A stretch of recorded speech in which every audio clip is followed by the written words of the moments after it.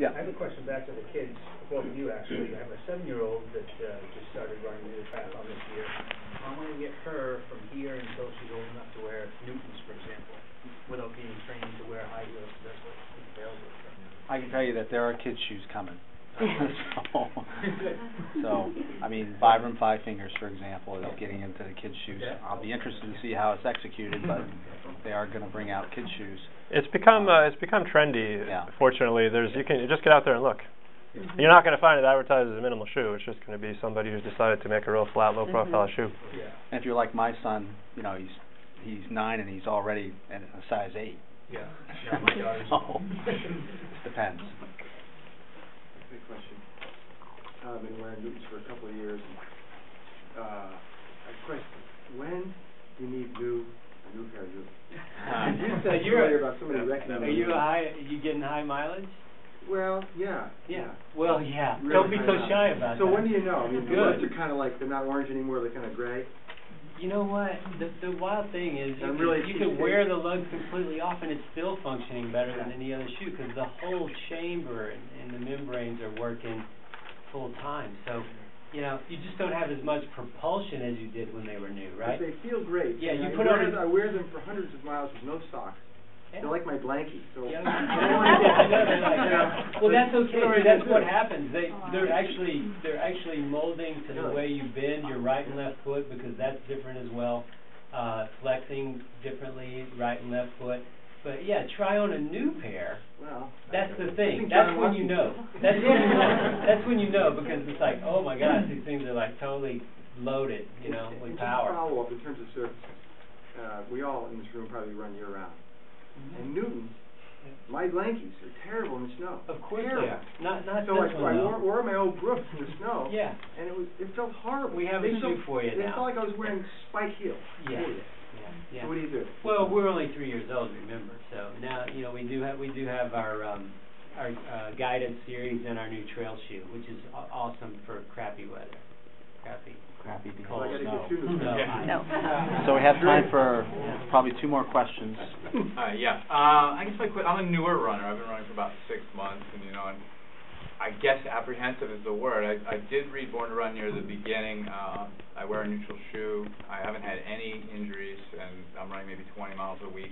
I want to make that switch, and I guess I'm looking for. You talked about your website having videos. You talked shortly about you're going to do some clinics. Just what are the resources out there? I have Danny's book, but I'm thinking, putting it all together and doing it slowly so I don't hurt myself because I am addicted, and if I lose the ability to do this, I'm going to be really upset. Well, just don't try to go to A to Z so fast. Right. That's the key. I mean, you don't have enough miles behind you you're fresh.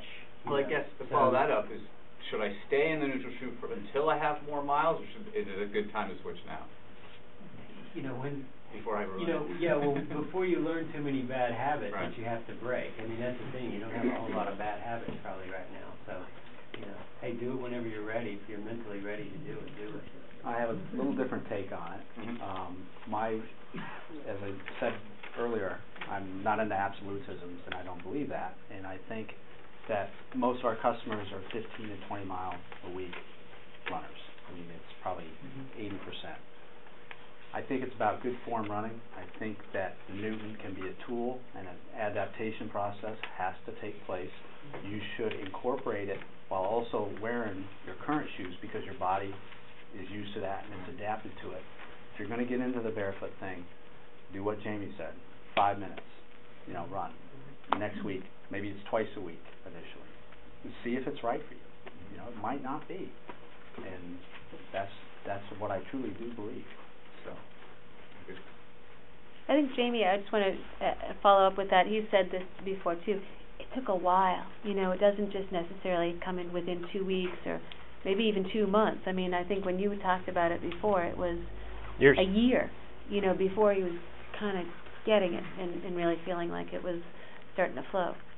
The other thing is, you trust your current shoes, correct? Mm-hmm. So I always tell my customers, do you trust what you're wearing?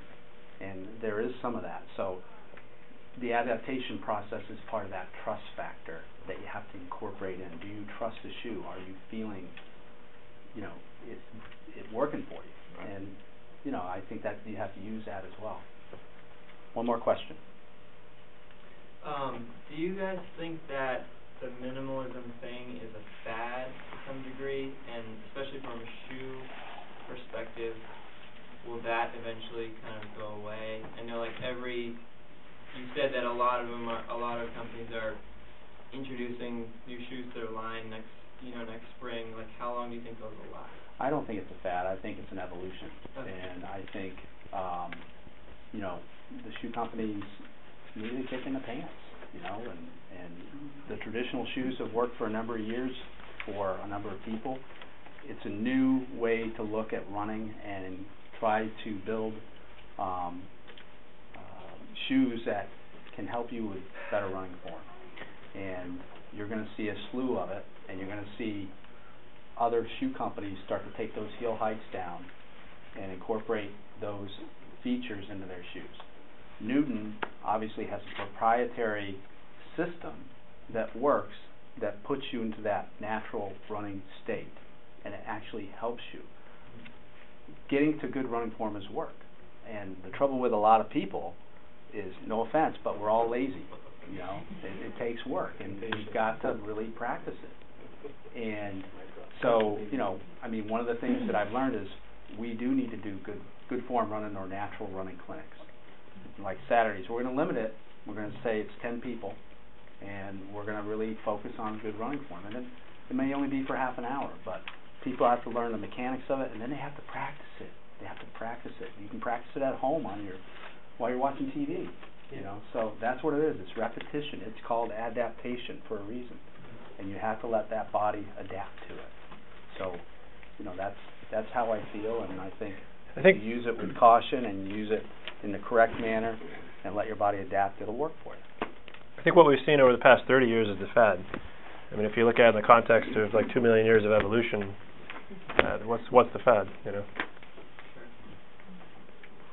All right. Well, good. Thank you. That's it for tonight. I hope you enjoyed it. I just want to thank our panel for taking time out from their busy schedules, and Danny, thank you for coming. I know they have a big event in Boston this weekend, and we were fortunate enough to be able to have them here. Thank you.